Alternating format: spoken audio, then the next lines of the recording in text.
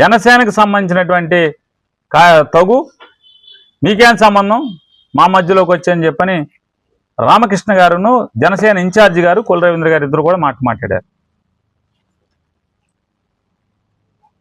అంటే జనసేన కార్యకర్త ఇల్లు తెలుగుదేశం మంత్రి గారు పద్దలు కొడుతుంటే వైఎస్ఆర్ కాంగ్రెస్ పార్టీ వాడు నీకేంటి సంబంధం, మధ్యలో నువ్వు దూరతాకి నీకేంటి, మేము చూసుకుంటాం, నువ్వెవడివి మధ్యలో అని చెప్పి మాట్లాడుతున్నా. నాకైతే ఒక చిన్న ఇట్లాంటిదే యథార్థ ఘటన ఒకటి నాకు గుర్తుకొచ్చింది. భర్త లేకుండా పిల్లలు ఉన్నటువంటి ఒక తల్లి, అప్పటికే పిల్లలున్న ఒక తండ్రి ఇద్దరు కలిసి సహజీవనం చేస్తుంటే తల్లి చేసుకున్నటువంటి లేదా తల్లి సహజీవనం చేస్తున్నటువంటి వాడు అందులో యవ్వనవతి అయిన పిల్లని చెరబట్టే ప్రయత్నం చేస్తుంటే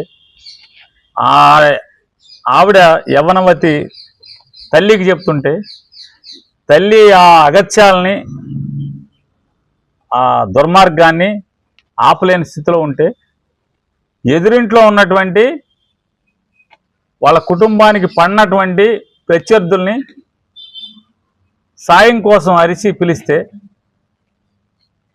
ఇంటి ఎదురుగుండా ఉన్న ప్రత్యర్థులు వాళ్ళ సహజీవనం చేస్తున్న ఆడ మగవాళ్ళకి పన్నోళ్ళు ఎదురుగుండా వాళ్ళు ఏంటి అమ్మాయి కేకలేస్తుందండి అని చెప్పని కాపాడమంటుందండి అని చెప్పని పరిగెత్తుకొస్తే నువ్వెవడోరా ఆ తల్లి అంటది, నువ్వెవడోరా, నేను సహజీవనం చేసేవాడు ఏమైనా చేస్తాడు, నన్ను చేస్తాడు, మా పిల్లల్ని చేస్తాడు, నువ్వెవడోరా, నీకేం సంబంధం, మా అమ్మాయి పిలిస్తే వస్తారా? ఇది యథార్థ ఘటన జరిగింది. దానికి దీనికి తేడా నాకేం కనపడతలా. ఆ ఇంటైనా ఎవరైతే మీరు ఇల్లు నేలమట్టం చేశారో ఆ ఇంటైనా ఫోన్ చేసి రమ్మంటే ఎలాకేం చేస్తాం? మీరు వెళ్ళరేమో. మరి కష్టంలో ఉన్నోడు పిలిస్తే పరిగెడతారు. రాజకీయాల్లో చెప్పేది అదే కదా, కష్టంలో ఉన్నోడు పిలిస్తే నేనేమి పరిగెత్తుకుని వెళ్ళా రాజకీయాల కోసం. కావాలంటే నాకు కాల్ డేటా ఇస్తా, నా ఫోన్ నంబర్లు చూసుకో, కాల్ డేటాలు చూసుకో. వెంకట జలంగారు కానీ వాళ్ళ అబ్బాయి కానీ నంబర్లు నా దాంట్లో, మా అబ్బాయి దాంట్లో, కిట్టు దాంట్లో ఉన్నాయా లేవా అనేది, ఏ తారీఖు నుంచి ఏ సమయాన్ని నుంచి ఉన్నాయో అనేది. నేను ఫస్ట్ కాల్ అందుకున్నది చెరుకువాడ రంగనాథరాజు గారు, మాజీ మంత్రి గారు తల్లి చనిపోతే నేను పలకరిస్తాక అక్కడికి వెళ్తే అక్కడ ఉండగా నాకు ఫస్ట్ కాల్ వచ్చింది సాయంత్రం పూట.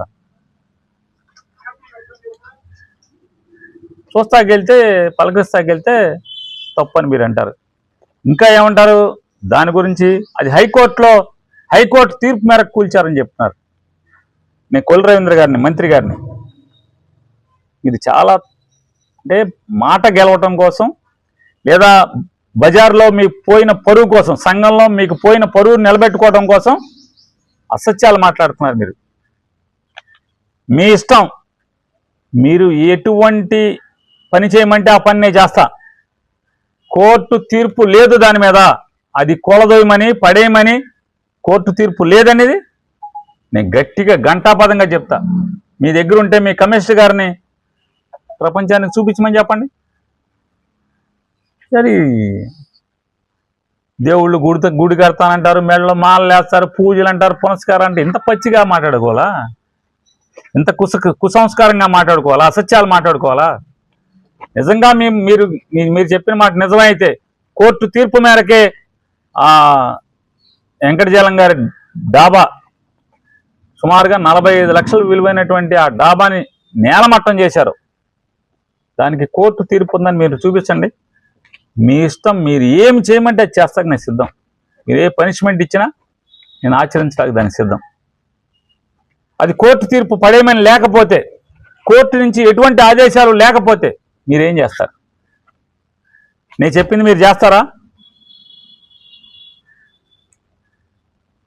ఇక మీరు ఇంకేమంటారు?